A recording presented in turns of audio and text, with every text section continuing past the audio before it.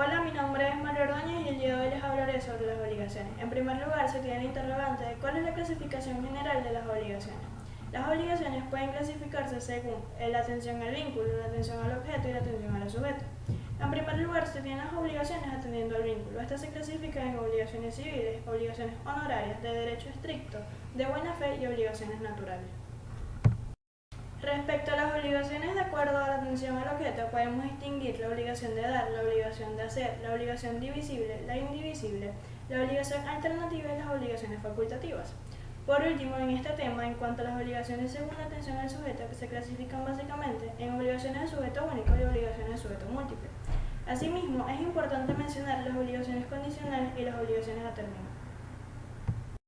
Con la segunda interrogante, que es ¿a qué se refiere la transmisión de las obligaciones? Esta se refiere a traspasar a otra persona la posición como acreedor o deudor, siguiendo la voluntad del cedente o transmitente.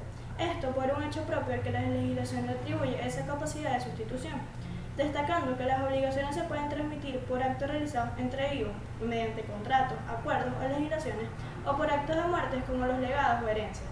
Todo esto sin que se modifique el derecho en sí. Todos los derechos tienen la facultad de ser cedidos.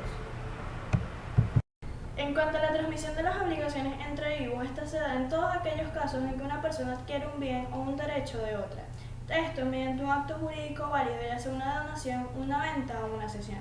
En este sentido, se debe destacar que existen distintas maneras de transmitir las obligaciones. Estas son las cesiones de crédito, las cesiones de deudas y la subrogación.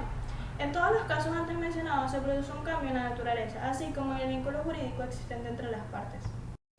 Definiendo lo que es la cesión de crédito, esto se trata de un acuerdo mediante el cual el cedente traspasa de forma voluntaria sus derechos al cedido o a una tercera parte que es el cesionario. Esto, como elementos principales en la cesión de crédito, se pueden encontrar los elementos subjetivos constituidos por la cesión, lo que quiere decir el acreedor original, el nuevo acreedor y el deudor, y los elementos objetivos constituidos por el derecho de crédito cedido, que es el que debe ser posible, lícito, determinado o determinable. En contraparte a la cesión de crédito se tiene la cesión de deudas o asución de deudas. Este es el acuerdo entre el deudor y la persona que asume la deuda, que sería el asuntor. Como último interrogante se tiene ¿qué es la extinción de las obligaciones? Esta es la ruptura del vínculo jurídico que une a los sujetos a una determinada relación obligatoria. Partiendo del artículo 1282 del Código Civil venezolano, se habla sobre la forma de extinción de las obligaciones. En este caso, el pago se considera el medio ordinario o normal de la extinción de una obligación. Sin embargo, no implica que el pago sea necesariamente con dinero, pues solamente basta con que el deudor cumpla con su obligación para que se entienda que está pagando la misma. Esto conlleva interpretar que el pago tiene por objeto el cumplimiento de la prestación que se debe, sea de dar, hacer o no hacer. Asimismo, se debe destacar que el pago debe contener necesariamente 4 elementos, que son la existencia de una obligación válida, la intención de pagar, el sujeto del pago y el objeto de pago.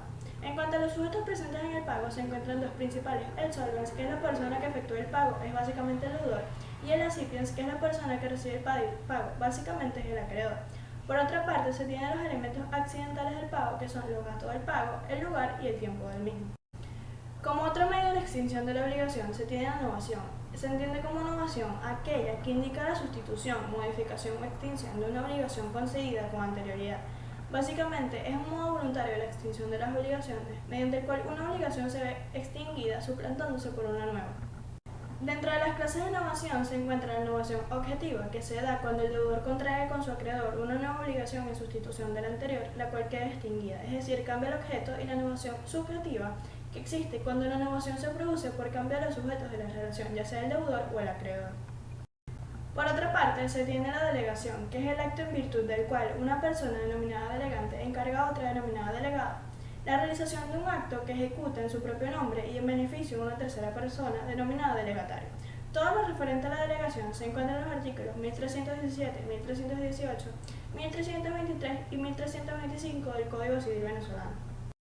Como cuarto medio de extinción de la obligación se tiene la compensación. Esta es la extinción que se opera en las deudas de dos personas recíprocamente deudoras, cuando dichas deudas son homogéneas, líquidas y exigibles.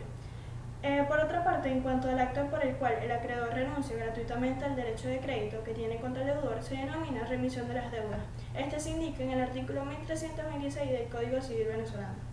El medio de extensión, conocido como prescripción, se le define como la adquisición o extinción de un derecho por el transcurso del tiempo. Este se encuentra fundamentado en el artículo 1952 del Código Civil venezolano. En este caso, se requiere la inercia del acreedor al no exigir el cumplimiento de la obligación al deudor y el transcurso del tiempo fijado por la ley. Destacando que la prescripción produce un efecto liberatorio para el deudor desde el momento en que se consumó la prescripción. También extingue las garantías y accesorios de la obligación cuya acción ha prescrito y extingue la obligación y la acción, ya que extingue el poder jurídico que se hace cumplir la obligación.